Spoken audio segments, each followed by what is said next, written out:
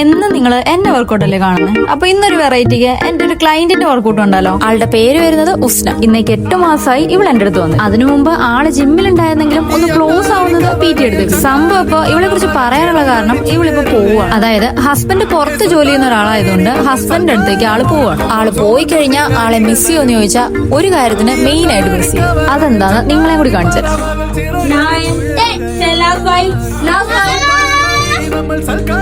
അവളുടെ കാർച്ചന്റെ 10% ഉള്ളൂ ഇത്. കാരണം ഞാൻ അവളോട് പെർമിഷൻ ചോദിച്ചിട്ട് തന്നെയാണ് വീഡിയോ എടുത്തത്. അതുകൊണ്ട് ആള് നല്ല പോലെ കൺട്രോൾ ചെയ്യുന്നുണ്ടായിരുന്നു മാക്സിമം കാറാതിരിക്കും. അപ്പൊ നിങ്ങൾ വിചാരിച്ചേക്കാം ഇതൊക്കെ കോമൺ അല്ലേ ജിമ്മിൽ. എന്നാ അത് അങ്ങനല്ലടാ. ഇവളുടെ കാർച്ച കേൾക്കാൻ നല്ല രസമാണ്. അതായത് ആളുടെ വലിപ്പത്തിനും പ്രായത്തിനും അനുസരിച്ചുള്ള സൗണ്ട് അല്ല പുള്ളിക്കാരത്തിയുടെ. കണ്ണടച്ച് കേട്ടാൽ കൊച്ചു കുട്ടികൾ കാറുന്നേ പറയും. സ്ഥിരമായിട്ട് പുള്ളിക്കാരത്തി കാറുന്നത് സ്ട്രെച്ച് ചെയ്യുമ്പോൾ, അതും പ്രത്യേകിച്ച് ഹാംസ്ട്രിങ് സ്ട്രെച്ച് ചെയ്യുമ്പോൾ. അപ്പോൾ എന്നും ഞാൻ വിചാരിക്കും അവള് കാറുമ്പോ ഇന്ന് ചിരിക്കരുത് എന്ന് വിചാരിക്കും. പക്ഷെ പുള്ളിക്കാരത്തി കാറെന്ന് കേൾക്കുമ്പോൾ അറിയാതെ ചിരി പൊട്ടിപ്പോ. പിന്നെ ഇതൊന്നും അല്ലെങ്കിലും അവളെ ഓർക്കാൻ വേറൊരു കാര്യം കൂടി ഉണ്ട്. എനിക്ക് കംഫർട്ടബിൾ ആയ അല്ലെങ്കിൽ നമ്മളുമായിട്ട് സിങ്ക് ആവുന്ന ചില ആളുകളുണ്ടല്ലോ, അങ്ങനെയുള്ള ക്ലയൻസിൽ ഒരാളാണ് ഇയാൾ. പിന്നെ വളരെ റെയർ ആയിട്ട് കേൾക്കാറുള്ള ദേവു എന്തെങ്കിലും ബുദ്ധിമുട്ടോ പ്രശ്നങ്ങളോ ഉണ്ടെങ്കിൽ ലീവ് എടുത്തോ എന്നാലല്ലേ എനിക്ക് ലീവ് കിട്ടൂ എന്ന് പറയുന്ന ഒരേ ഒരു. എന്റെ ഫോൺ ബെല്ലടിച്ചാലോ എന്നെ ആരെങ്കിലും വിളിച്ചാലോ എന്നേക്കാൾ മുന്നേ കേൾക്കുന്നതാണ്. എന്നും വെച്ച് വർക്കൗട്ടിന്റെ കാര്യത്തിൽ ആള് പക്കയാണ് കേട്ടോ. ഇച്ചിരി കരയുമെങ്കിലും ഞാൻ പറയുന്നതിന്റെ അപ്പുറത്തേക്കില്ല. എന്റെ അടുത്ത് വരുമ്പോ 90 മേലെ ബോഡി വെയിറ്റ് ഉണ്ടായിരുന്ന ആളാണ് കേട്ടോ. ഇപ്പൊ കറക്റ്റ് പറഞ്ഞ അവളുടെ ബോഡി വെയിറ്റ് 66. ആള് കെട്ട BTS ഫാൻ ആട്ടോ. ഇത്രയൊക്കെ അവളെ പുകഴ്ത്തിയിട്ട് ഇതൂടി പറഞ്ഞില്ലേ ആൾക്ക് വിഷമായാലോ.